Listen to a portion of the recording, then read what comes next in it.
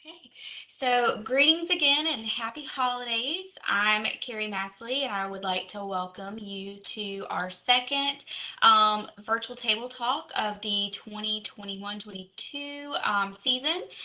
This season's theme has been Ask an Archivist, where archivists come together and they talk about different topics in our field that they are experts on, and allows us to come and glean from their expertise and ask questions and get answers.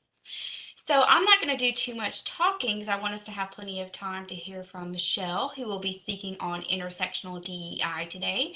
And I also want to make sure that everyone here has plenty of time to ask questions. So I'm going to go ahead and mute my mic, and I'm going to give Michelle this presentation privileges, and she can get started.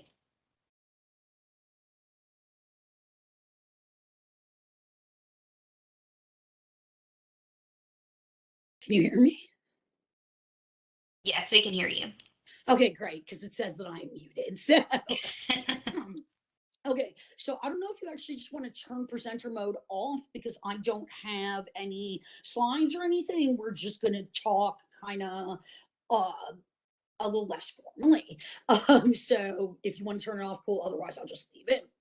Okay, so my name is Michelle Ganz. I've been an archivist for about 15 years now. I'm currently a staff archivist at the History Factory, and I've been a certified archivist since 2009. So in my whole career, I've spent a lot of time talking about accessibility, disability, and inclusion. And today I want to take a different approach to this topic.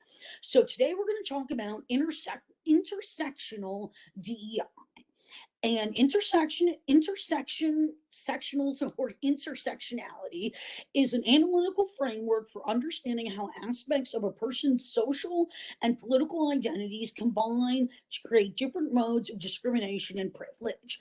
The term was conceptualized and coined by Kimberly Williams Crenshaw in 1989. The way I approach it is it's a little bit different. And in the next hour, you're going to know more about me than you ever wanted to know, but there's a reason for it. So I was born in a small town in Ohio. My mother is an Indian uh, immigrant. My father is a Polish refugee, and they met in Cleveland, and then we moved to Dayton, Ohio. Um, because I am the only half Indian, half Polish, half deaf person in existence, there were no role models for me. And in the 80s, there really just weren't a lot of role models, period, for anybody that wasn't, the stereotypical white heterosexual, person. So I looked to other communities to find mentors, to find role models, to find help, and to find support. So growing up, I looked a lot to the Black community and what they were doing. So like the guardian angels and just this idea of self-care and all the things that Black communities were doing to support themselves were things that I could use to help support me in my completely unique situation. I was able to look at a lot of Black women like Queen Latifah as role models of, strong women who were not afraid to make a place for themselves at the table. I also looked a lot to the LGBTQI plus community in how to approach things like coming out of the disability closet and going from three people on the whole planet knew that I was half deaf to it's one of the things about me that everybody knows because I make a big deal about it. So being able to transition from feeling isolated to feeling part of a community came from outside communities. So most of the entertainment I saw was very diverse. I spent a lot of time reading reading a diverse host of novels and books, and learned a lot about real American history and revolutionary revolutions and civil rights movements in general. And what I have realized is that this translates to DEI because that same model works in a disability and inclusion kind of environment.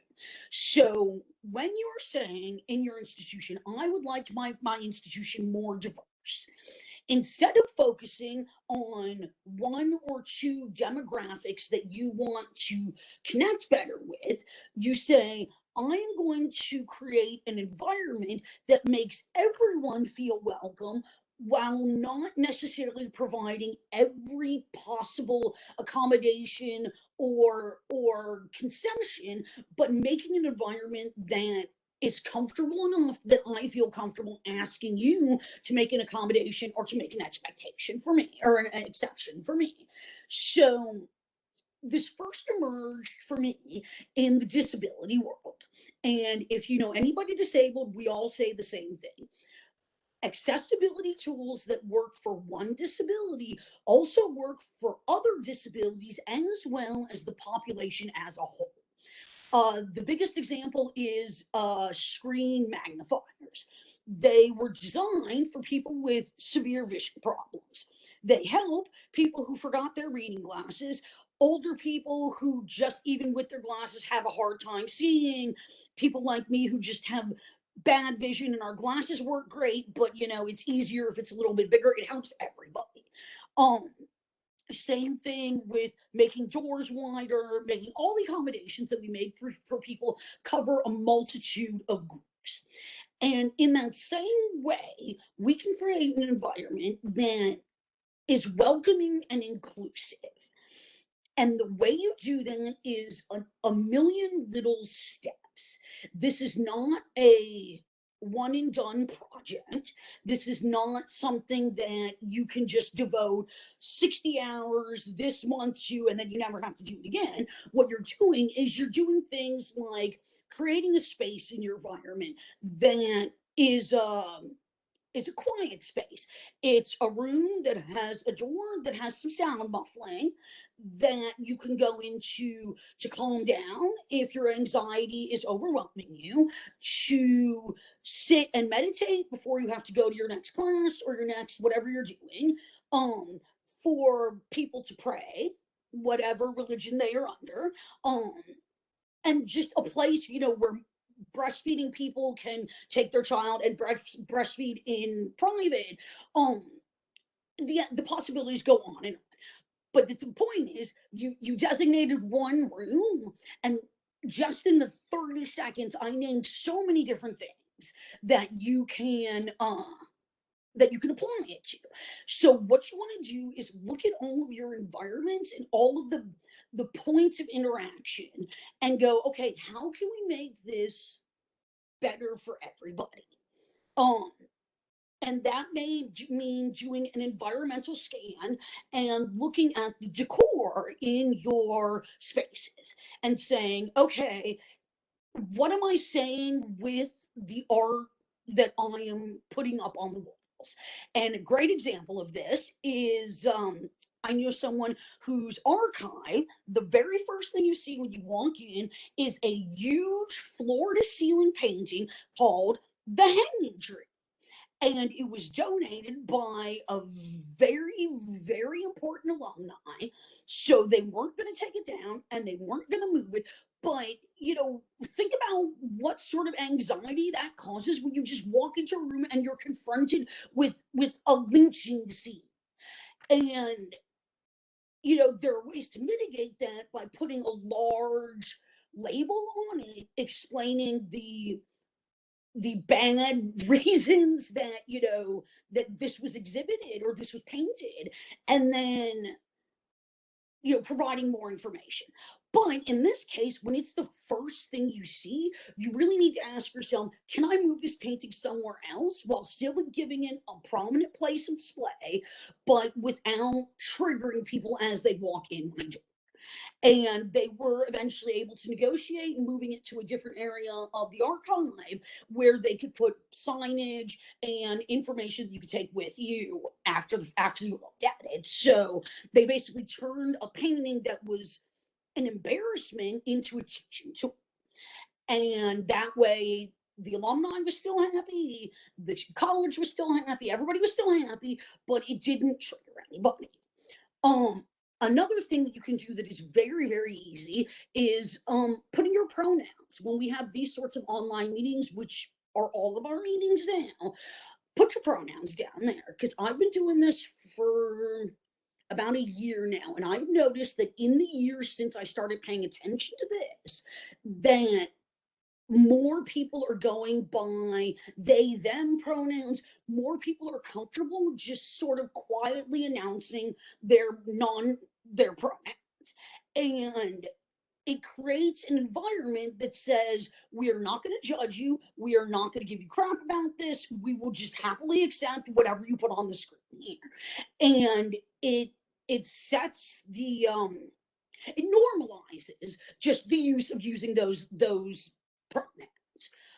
Another way to do this sort of thing is to take a look at the examples you use when you're doing an educational thing on how to search in the archive.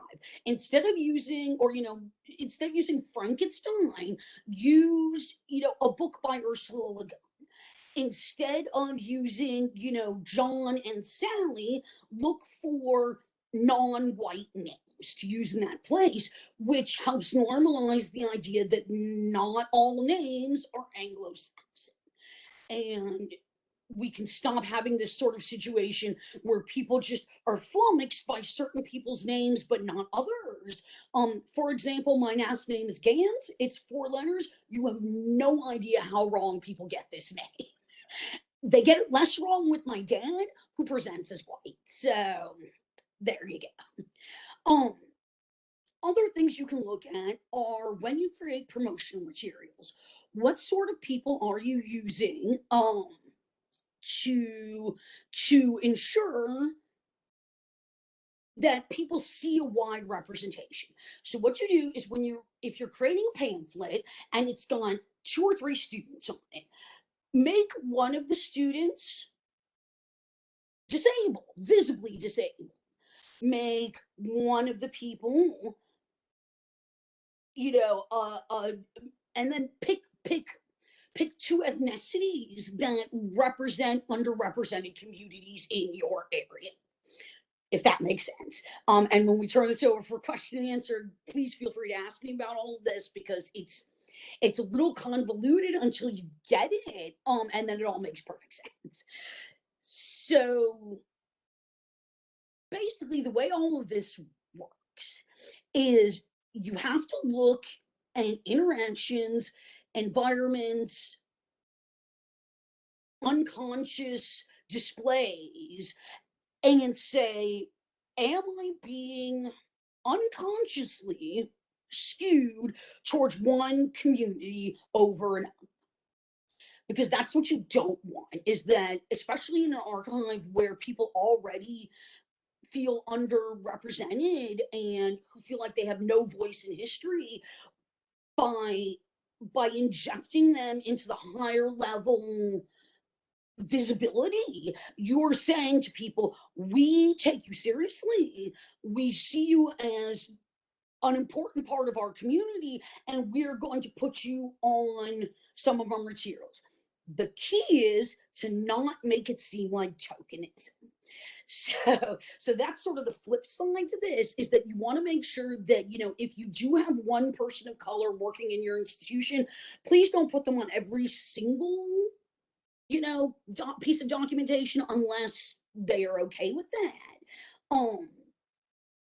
If your community is very homogeneous, that's all right. You can still use diverse examples that you pull just from the internet. I know that there's one site that has clip art in multiple color ranges so that your clip art isn't all, white with black outline. Little things like that. And then the other thing that I want everyone to remember is that a lot of times you may be in a better position to advocate for accessibility or inclusion for whatever it is than I will. Because a lot of times when I approach someone and say, we need to make sure we do X, Y, and Z, it comes across as the angry brown woman. Or, there's the stereotypical angry black woman. And what that does is it allows the speaker to say, they're angry, so I'm not going to listen to anything they're saying. Whereas if a white colleague goes up to them and says the same things, they listen and take it seriously. So that's how advocacy can happen just in everyday sort of events. When you have the opportunity to advocate for others, you should do so. When you have the opportunity to call people out on bad behavior, you should do so. My favorite one is archivists always say that we're all so OCD. And that's really offensive to people who actually have OCD, which is a debilitating, life destroying disease. And so to equate the fact that you want to be good at your job, because let's be honest, putting things in the right order is our job, but not turning it into a joke by saying that it's a mental illness instead of you just like to do things correctly. So in that sort of scenario, when I'm in a group setting and someone says, man, I spent like an hour and a half working on that box, I'm just so OCD about it, I will go, I get what you're saying, but please don't use that analogy anymore. It's really insulting to people who have OCD, which is a debilitating disease. And then we move on.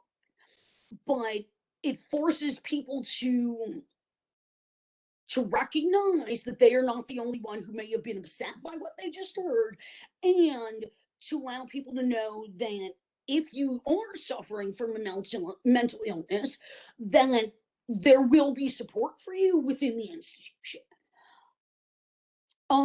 Another really good way to approach this in a very non-confrontational way is when someone makes a rude rude joke or off the cuff comment that's just wrong, you look at them and you go, I don't understand what you mean by that. Can you explain it? And then they get all awkward and uncomfortable, and the point is Um, I was also told by my therapist that passive aggressive behavior is in fact acceptable when it is being when you're only given passive aggressive sort of information. So the idea again is that you take from therapy, you take from what you've seen in the civil rights movement, you take it from Black Lives Matters, you take it from the newest issues within the trans community, and you put it all together into a system that works for you within the environment that you're in.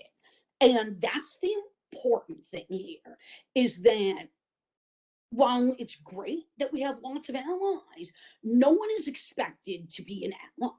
No one is expected to, no one is saying you must do these things or you are a bad person, because that's just not how this works. The way this works is it's often an uncomfortable personal situation, and you have the option of standing up to someone, or you have the option of talking to someone later. So one last scenario here, and then we're going to turn it over for questions.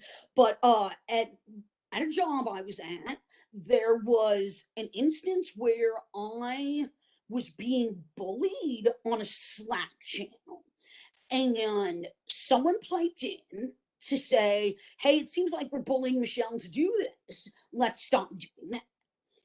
And then another situation where someone was incredibly rude to me in an environment that the entire company could see. And someone came to me afterwards and said, that whole thing was really bad. I went to HR and talked about it. So in those situations, what we have is one case where someone said, I'm going to step in here and say something because this is just silly. And in another case where it really was problematic, and rather than try to jump into the middle and fix it as it was going along, she just waited until it was over and then went to the human resources people and said, look, here's what happens. It made me feel really uncomfortable. I would really like us to do something about this. And then she actually made a couple of suggestions about bringing in speakers to talk to the company to ensure that this sort of stuff doesn't happen again. So those were two examples of people being really great allies, actively and inactively. And there's a million stops in between those for you to, sort of find where you want to sort of engage with a situation on a level that makes everybody comfortable. And on that note, I would like to open this up again and let you all ask me questions. There is nothing you can ask me that is offensive. There's nothing you can ask me that is embarrassing for anybody involved here. I very much want to have a dialogue here, and I'm going to put my email address in before we leave here in the Q&A, so that you can email me if you want to talk about stuff, if you have an issue you need help with, or if you just need somebody to vent. Okay, so we're going to start with the questions here. All right, how do you ensure that inclusion efforts are not tokenism? The easiest way to do that is to make sure that you're not forcing someone to be the face of the institution. I've had situations where I was the only person of color, and every time important people came through, they had to meet me. That was tokenism. Okay. So yeah, so basically it's there's no one size answer for that. It's just, making sure that you talk to the people that you are reaching out to for inclusion and making sure that they feel comfortable. That's really the easiest thing to do, is just talk to people. And then somebody else asked, will this presentation be emailed? Unfortunately, it will not, because I am just talking off the cuff, but I know we are recording it, so it should be available to view later. Okay. It's telling me there's, oh wait, here we go. Okay, yes. And actually a link to the recording will be on various listservs. Okay, do we want to switch this so we can all see each other? Hey, Michelle. Unfortunately, with WebEx events, we can't see the participants. They can see us, but we can't see them. It's one of the limitations of this platform, unfortunately. But if anybody wants to, ask a question, fire away. Yeah, I noticed somebody else was asking about tokenism. It's a touchy issue.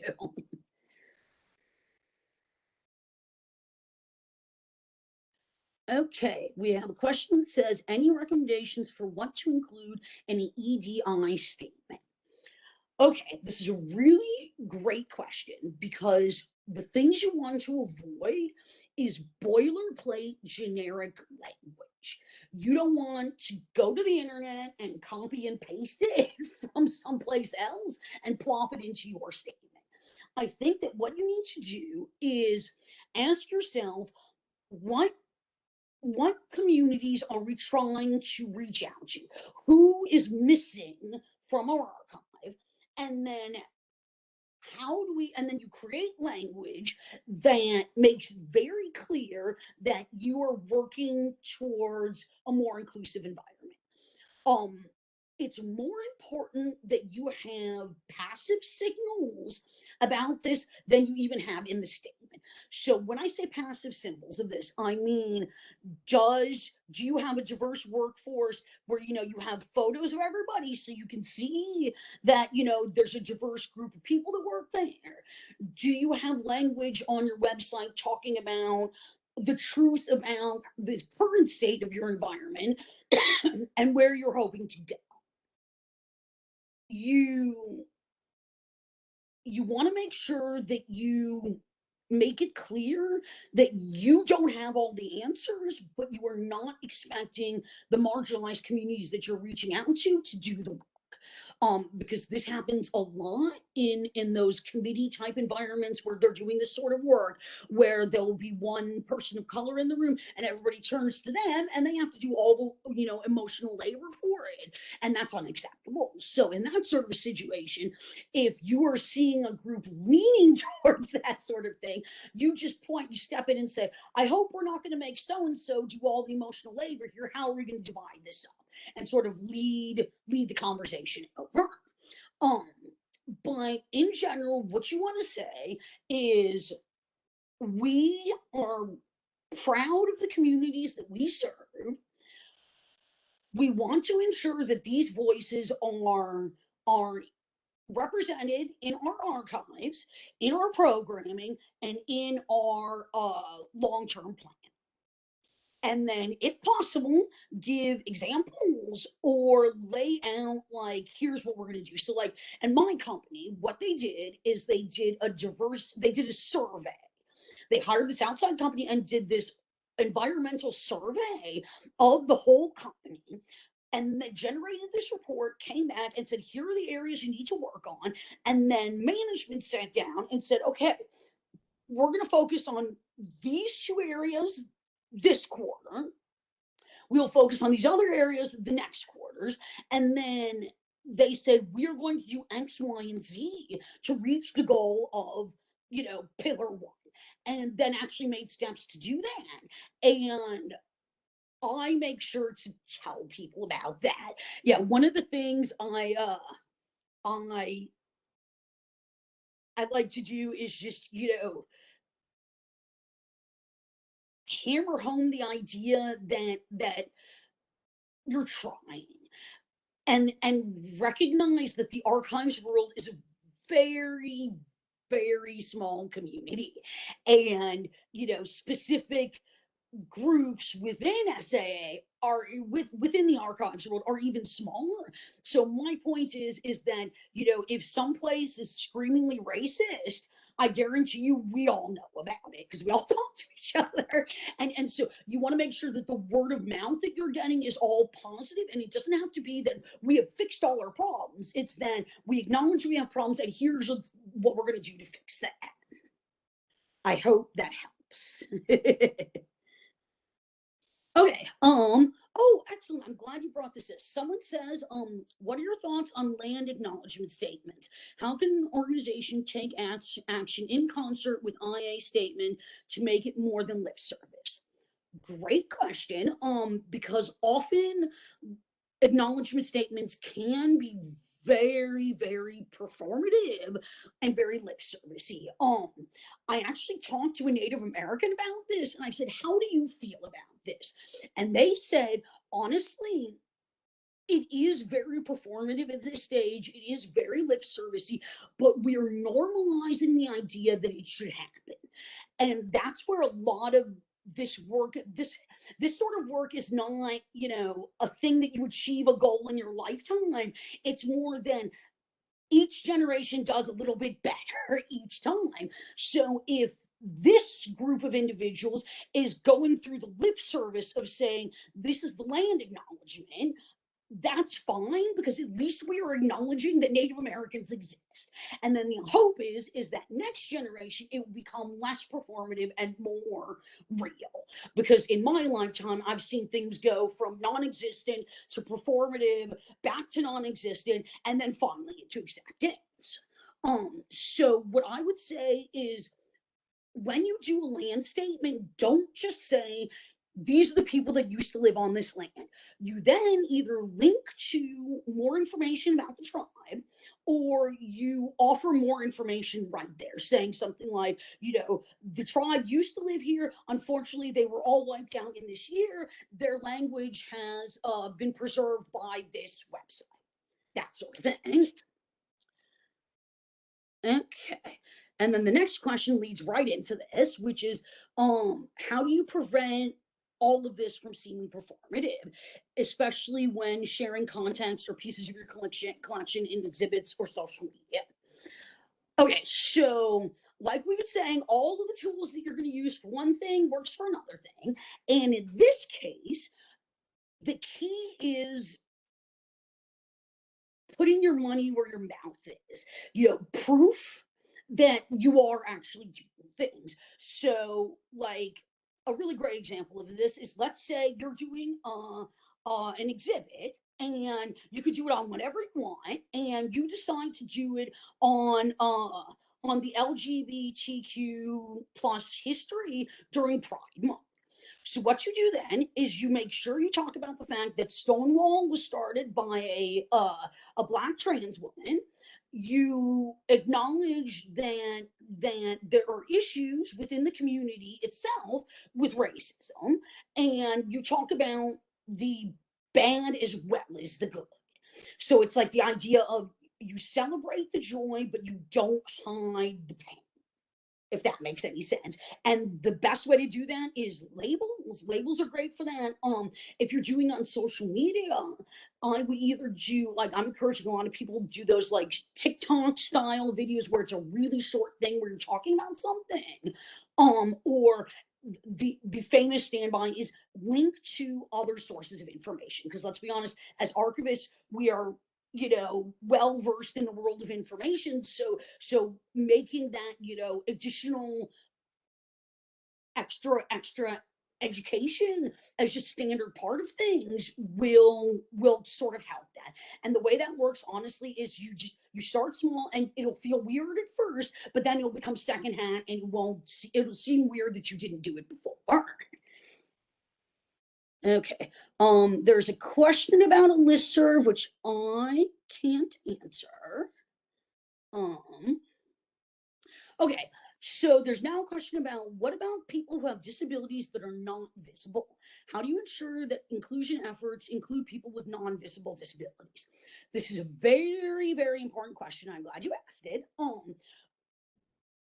Because we are now realizing, well, the rest of the world is now realizing that invisible disabilities cover a huge range of issues, from mental all the way to, born and birth that way.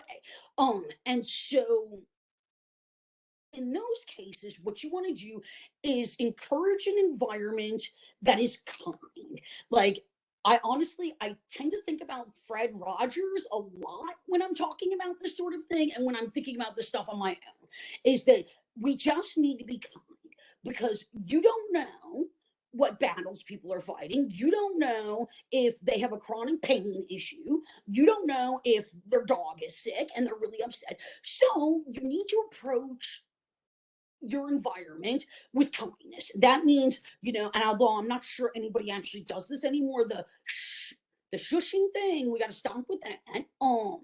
Making a space where people like me who are hard of hearing and are very loud can go talk with an archivist, or with, whoever they need to talk to outside of the reading room environment, and making accessibility tools available all the time. So have a piece of paper and a pencil sitting at your desk, or in today's times, have an iPad sitting there where you can quickly type out what you're trying to tell someone, and they can type back. So if they have a sore throat, they don't want to talk. If they are, have taken a vow of silence, they don't have to talk. If they're deaf, they will have a way of communicating without having to ask you for it. There's lots of little things you can do like that. Making sure the magnifier option is visible on all of your reading room computers. Putting something on your website that says, we have the following accommodations available. If you need something else, please feel free to ask. And then leave the stuff where people can see it. The other thing you want to do is sort of on the flip side of that. If someone starts having a situation where they're getting upset about something, you can step in and say, hey, we don't really know what's going on with this other person. So before we get super upset at them and take it personally, let's see if we can figure out what's happening. And then you open a dialogue and make sure that everybody feels heard. the number one thing I've seen over all my years of doing these types of things is that disabled people and people of color most often just need someone to hear them. A lot of times when I'm talking to people, they don't even have any questions. They just need someone else to hear what their experience was and go, "You're not wrong. This has happened to other people before. Here's what you can do about it." So it's just the idea of treating everyone with kindness and giving everyone the benefit of the doubt to a point. There is a point where you have to say, regardless of your disability, your behavior is unacceptable. Like if someone has a brain injury, which makes it very difficult for them to communicate, that's fine because that's just how their brain works, but it doesn't give them an excuse to be upset when other people don't understand what they're trying to say. And when you ask questions and they say, "You can't ask me any questions," that's offensive. That doesn't work. So the idea being, treat everyone with kindness until you can't. Okay.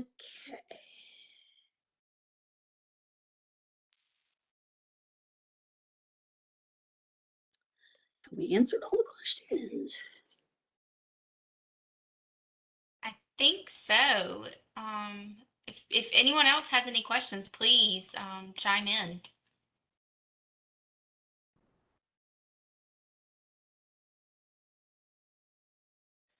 While you're all thinking about it, I will tell you this, that while it seems like things are not getting better for everyone as fast as they should, we are genuinely making progress, and we're making progress far faster than we did before. So before it would take 20 years for something to come into, just become part of the cultural zeitgeist. And now that happens in a matter of months or in a matter of years. And so, you guys aren't the only person who's thinking about this. Okay.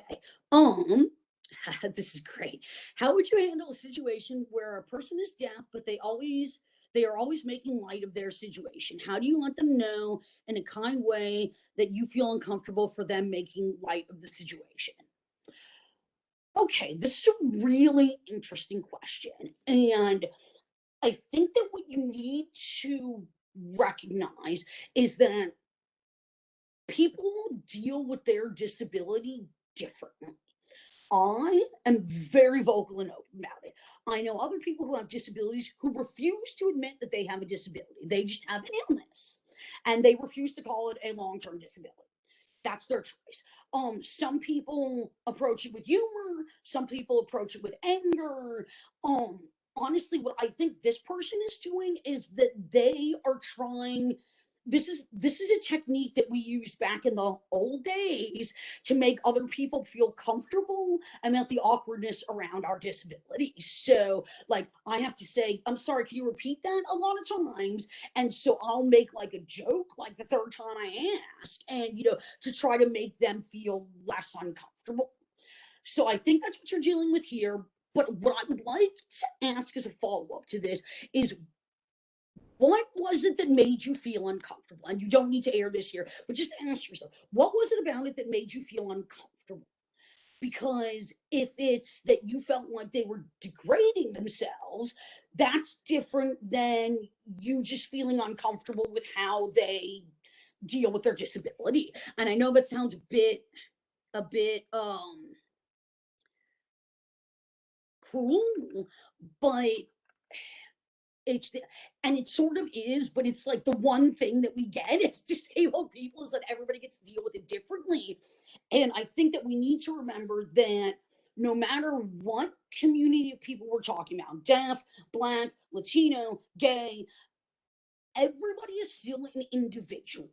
Groups are not a monolith, and each individual gets to decide how they want to deal with their disability or themselves, however they choose to. And so, if you want to open a conversation about it, I think that's great because I personally love having conversations. But if this person doesn't want to talk about it, then call me and we'll talk about it. In fact, if you want to email me off of this meeting and we can talk about this more, I would be delighted to. Okay. I hope that's an okay answer. Okay, so we have one more here. I was late, so this may have been covered. How do you get investment by others, especially community members you would like to be involved, without appearing like you're looking to unload the emotional work on them? Basically, how would you approach others to collaborate or act in an advisory role? Okay, so I think that what you've said here is very true.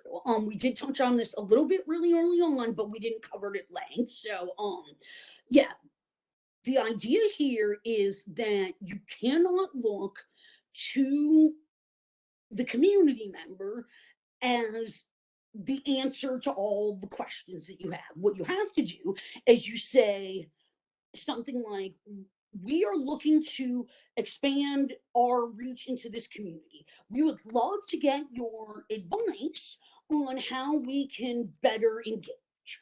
And then you listen to what they have to say and you incorporate as many of those ideas as you can. Another way to do it is to come to people with a list.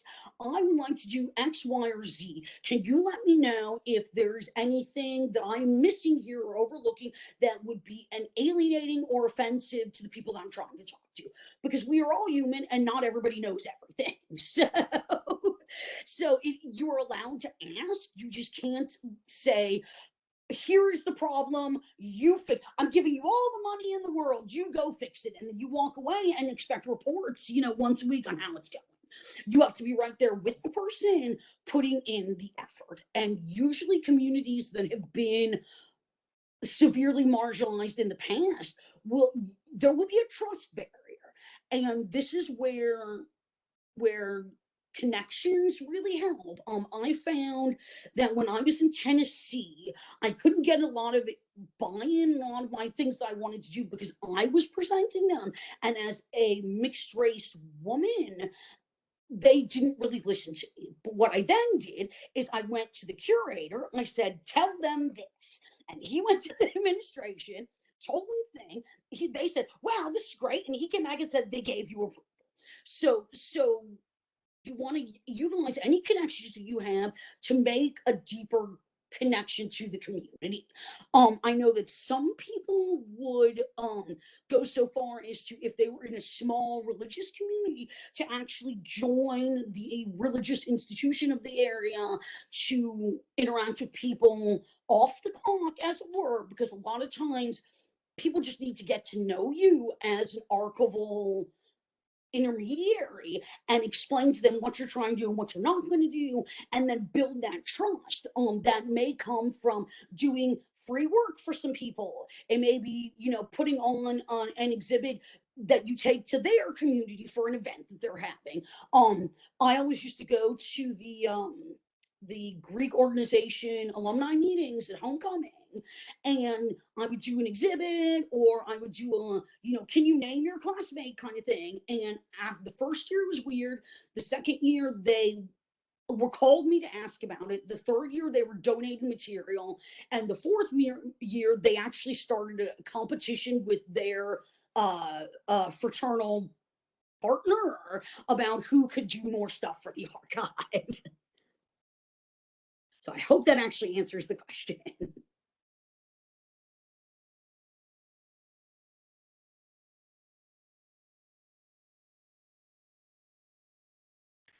Okay, while we see if anybody else any other questions. The other thing I would like to let you guys know too is that no one expects that you're going to get everything right out of the gate. The key is to show that you are actually trying.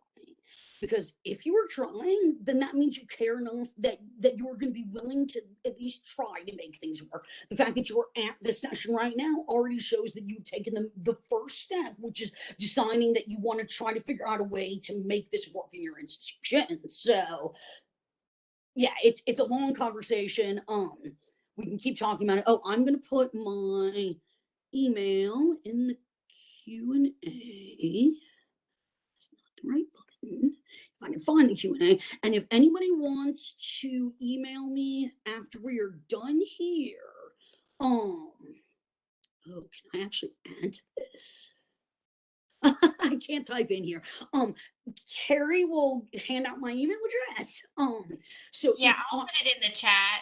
perfect, I'm going to put a link to our YouTube channel as well as your email. awesome. Um, and I'll put that in the chat. For some reason, since we're hosts and panelists, we can't write in the Q&A. We can only answer the Q&A. We can't write a question. How very silly. Oh, I do have one more thing. If you're putting videos on YouTube, caption them. Um, there are services that you can use that will create a combined file. There are lots of different ways you can do it. Email me if you want to know more.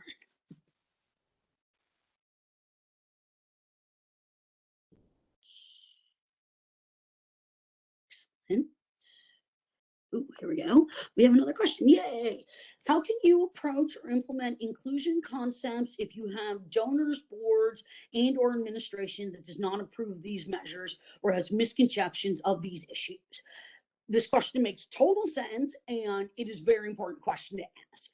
And the answer is tiny, teeny, tiny little changes.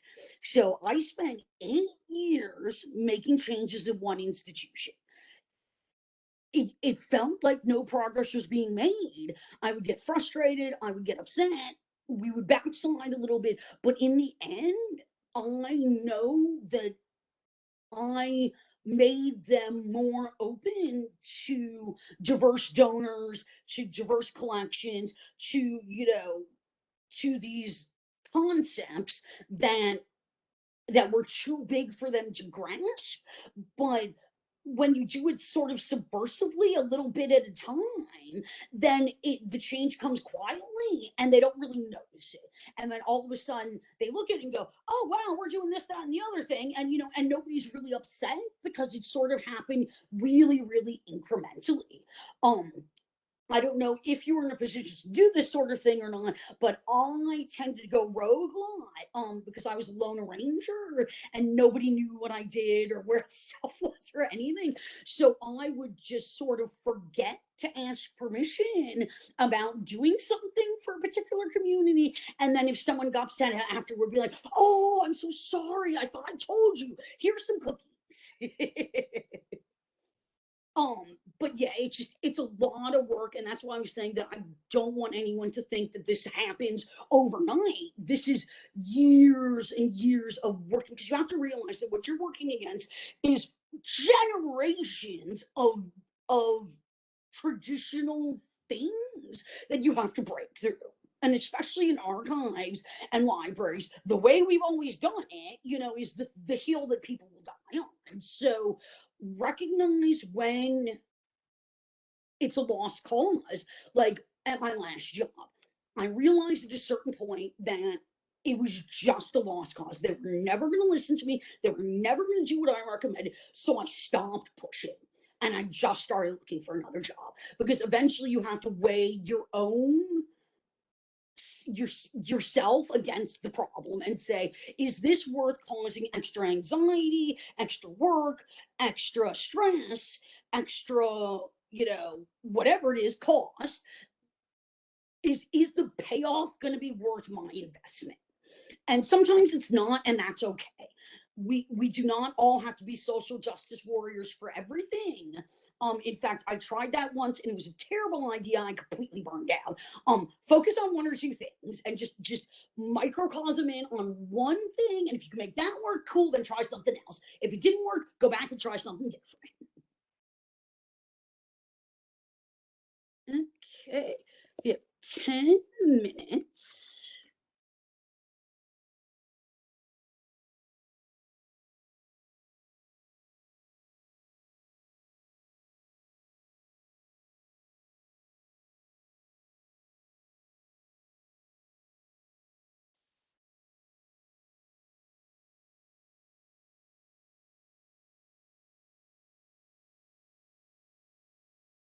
Oh, I don't know what Trent is, but I like finding out new ones. Rev.com is really good. They use people. I use Otter AI. It's it's an automated, computerized system, but it learns as you use it, and it's shockingly good for being done on a computer. If you look at apps for hard of hearing people, there will be a gajillion different transcription services, because a lot of us rely very heavily on our phones to make sure that we understand what's happening in our environment.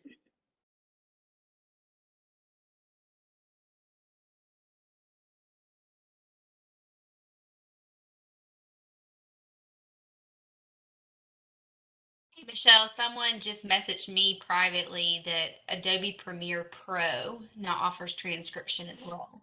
Hey, I'm noticing that companies are noticing this more. And I really think that it happened because of cell phones, because what I realized is that Apple phones are geared towards people with vision problems. They have a lot of tools that are designed to help those with poor vision interact with their phone. Google has really been focusing on the hearing. And so, like with a Google phone, everything that has sound automatically has subtitles.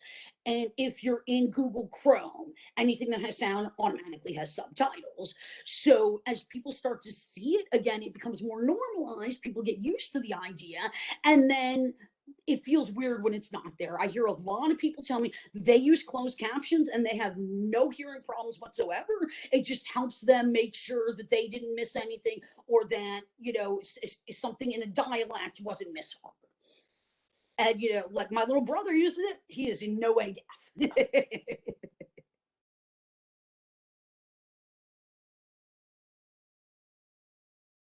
Does anyone else have any questions for Michelle?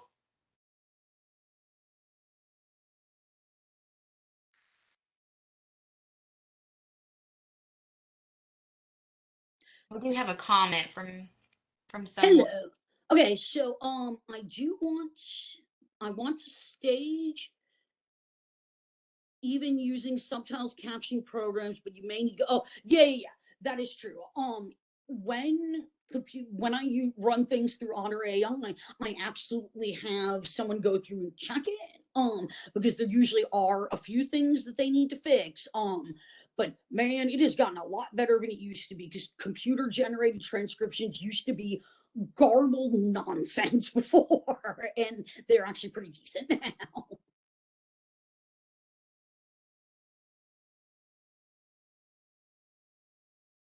Yeah, you always need to check things. And honestly, that brings up another good point, and I think this will be our last point, is that the easiest way to find out if you're doing something right is to ask the person who has the issue.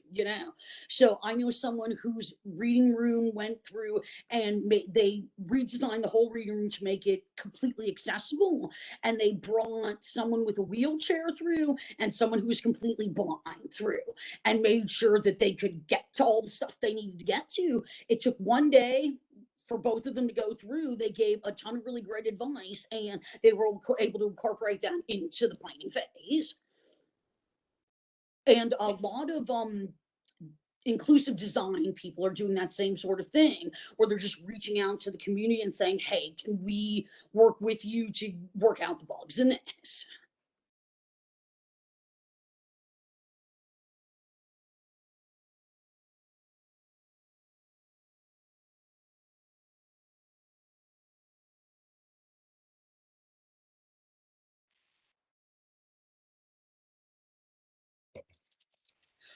All right, y'all. If there's nothing else, I'm actually going to ask if we can sign off a couple minutes early, because I have a meeting at 2, and I would like to stretch my legs first. But thank you so much for having me. This was great. I hope you please reach out to me. I clearly love talking about this stuff. So fire away at me. And good luck on your efforts. Thank you so much, Michelle. Everyone in the chat, not the Q&A. If you look in the chat box, I posted a link to our YouTube channel. We'll have the recording to this posted sometime next week. And I also posted Michelle's email address. So if you have any interest in following up with her, I'm sure she is more than happy to answer any of your questions. So thank you so much, Michelle. This has been so informative. It's been informative for me. It's given me some ideas of how I can even make virtual table talks more accessible. So thank you so much. We enjoyed it and appreciate your time. Everyone, our next virtual table talk will probably happen sometime in January or February. I'm not 100% clear on that. I got to work with my next speaker to see what her schedule looks like. So be looking out for that announcement. I'll post it on all the major channels, SAA listserv, SMA listserv, those places, and Facebook, of course. So with that, I just want to wish everyone a happy weekend, and thank you so much for joining us. And again, thank you, Michelle. Bye, everyone.